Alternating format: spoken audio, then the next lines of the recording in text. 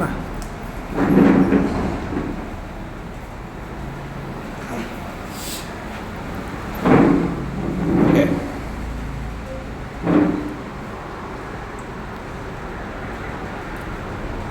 గత కొన్ని సంవత్సరాలుగా రాజంపేట వైసీపీ ఎమ్మెల్యే ఆకేపాటి అమర్నాథ్ రెడ్డి చేసిన దౌర్జన్యాలు, చేసిన భూ ఆక్రమణలు, అరాచకాలు, వీటన్నిటి మీద గత కొన్ని రోజులుగా తెలుగుదేశం ప్రభుత్వం ఈ జిల్లా కలెక్టరు, సబ్ కలెక్టర్ వారి ఆధ్వర్యంలో ఎంక్వైరీలు చేస్తూ వీరి అరాచకాలన్నీ బయటికి తెస్తున్న నేపథ్యంలో తెలుగుదేశం పార్టీ తరఫున మా రాజంపేట రూరల్ మండల అధ్యక్షుడు మిమ్మల్ని రాజీనామా చేయాలని కోరిన నేపథ్యంలో మీరు మీ అరాచకాలను బయటపెడుతున్నారనే నెపముతో, బాధతో మేము తలుచుకుంటే మీరు తిరగలేరు, కక్షలు కారుణ్యాలకు నిలయం అయిపోతుంది రాజంపేట, మేము మిమ్మల్ని తిరగనివ్వము, ఏమైనా చేస్తాం అని గత 2-3 రోజులుగా మీరు బెదిరిస్తూనే ఉన్నారు. అక్కడికి 2 సార్లు నేను ప్రెస్ మీట్ పెట్టి, ఇదే ఆఫీస్ నుంచి ప్రెస్ మీట్ పెట్టి చెప్పాను. ఒక ఎమ్మెల్యేగా నువ్వు చేసిన అరాచకాలను, అక్రమాలను ప్రశ్నించడం తెలుగుదేశం పార్టీ తరఫున మా హక్కు, రాజీనామా చేయడం నిన్ను మా హక్కు అని కూడా నేను అదే పనిగా చెప్పాను. అయినా కూడా నా సొంత విషయాలను కూడా మీరు నీ చెంచాల దగ్గర, నీ దగ్గర ఉన్న బ్రోకర్గాళ్ళ దగ్గర వాళ్ళను గొప్పగా నేను మాట్లాడదలుచుకోవట్లే. నీ దగ్గర నువ్వు చేసే వర్కుల దగ్గర ఏజెంట్గా పనిచేసే వాళ్ళ దగ్గర, నువ్వు సాయంత్రం 500 ఇస్తే పోయి మందు తాగే వాళ్ళ దగ్గర, లేదంటే మీ ఇంట్లో స్టోర్ బియ్యం అన్నం తినే వాళ్ళ దగ్గర ప్రెస్ మీట్లు పెట్టించి నన్ను ఏదో రకంగా ఎంతో ఇదిగా మాట్లాడిస్తున్నావు. నేను మొట్టమొదటి రోజు చెప్పా, మేడా విజయశేఖర్ రెడ్డి అనేవాడు అమర్నాథ్ రెడ్డికి భయపడేటంత పిరికోడు కాదు అని. నీకే కాదు, నీ బాస్ మిథున్ రెడ్డికి కానీ, అతని బాస్ జగన్మోహన్ రెడ్డికి కానీ నేను భయపడను. నువ్వు ఎన్ని ప్రెస్ మీట్లు పెట్టించినా నేనేం బాధపడను. నువ్వు నా సొంత విషయాలు చాలా చెప్పావు. ఈరోజు నిన్న నీ చర్చలు చాలా మాట్లాడినా నా గురించి. నువ్వు విషయాన్ని పక్కదారి పట్టించడానికి ట్రై చేస్తున్నావని నాకున్న విశ్వాసం.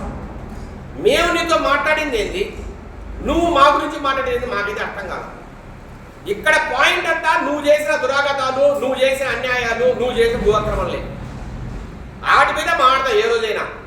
నీకు సత్తా ఉంటే నువ్వు ఎస్టేట్లు చేసిన దౌర్జన్యాలు, నువ్వు అందరినీ ఎస్టేట్ పిలిపించి బెదిరించడము, నువ్వు రాజంపేట చుట్టూరు హత్యా రాజకీయాలు, భూముల కోసము, ల్యాండ్స్ కోసం నువ్వు చేసే దౌర్జన్యాలు, నువ్వు చేసే హత్యలు, వీటి మీద ఏ రోజైనా నేను చర్చకు సిద్ధం.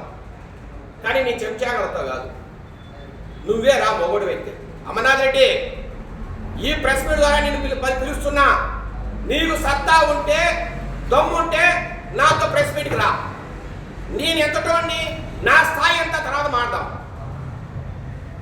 నాతో వచ్చి నువ్వు గెలుచుకో. ఇదే ప్రెస్ మీట్లో నువ్వు చెప్పాల్సిందా చెప్పు, నేను చెప్పాల్సిందా చెప్తా. ప్రజలు డిసైడ్ చేస్తారు ఎవరి పక్క న్యాయం ఉందో, ఎవరి పక్క ధర్మం ఉందో. నువ్వు ఆకేపాడు ప్రాంతంలో మీరు చేసిన దౌర్జన్యాలు, ఎంతమంది రైతులను మీరు ఆకేపాడు ప్రాంతం నుంచి తరిమేశారో, ఎంతమంది భూములు మీరు లాక్కున్నారో, అన్నమయ్య డ్యామ్ కట్టేటప్పుడు మీరు కాంట్రాక్టులు బెదిరించి ఎంత గుంజినారో, రాజంపేట చుట్టుపక్కల ఎంతమందిని హత్యా రాజకీయాలు మీరు నడిపారో, భూముల కోసము, రాజకీయాల కోసము.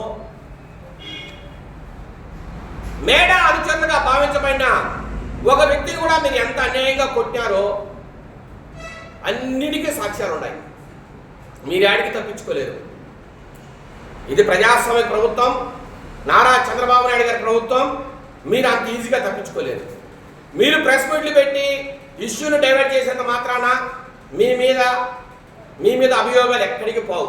మేము ఒక్కటే సూటిగా ప్రశ్నిస్తున్నాం. నీకు సత్తా ఉంటే నువ్వు ప్రెస్ మీట్ పెట్టడం ఉంటే మీ ఎస్టేట్కైనా వస్తా. నేనేం భయపడి పారిపోయాడు కాదు. మీ ఎస్టేట్కే వస్తాం. మీ ఎస్టేట్లో కూర్చొని మాట్లాడతాం. నీ దౌర్జన్యాలు, నీ దురాఘాతాలన్నీ నువ్వు దానికి సిద్ధమైతే మాట్లాడతావు. రెండోది, నువ్వు రకరకాలుగా నా మీద మాడిస్తున్నావు.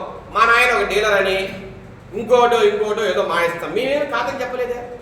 మేమే నీ మాదిరిగా గజకుతుల వంశము, పిఠాపురం సంస్థానాన్ని మేము చెప్పలేదే. మా స్థాయి, మా హైదరాబాద్ స్థాయి, నేను జగన్మోహన్కి నేనే సలహా ఇచ్చా పార్టీ పెట్టమని నేను చెప్పలేదే. నేను చిన్న స్థాయి వ్యక్తులం, రైతులం, ఏదో రాజీపేట తిరిగే వాళ్ళం. మేమేం గొప్ప వ్యక్తులను మాడలేదే. కానీ అట్లాంటి నార్మల్ వ్యక్తుల దగ్గర నువ్వు 2 సార్లు ఓడిపోయావు. గుర్తుపెట్టుకో. ఏం మేడం, మా మేడం మల్లికార్జున అంటే నేను ఓడగొట్టాడు 11,000తో.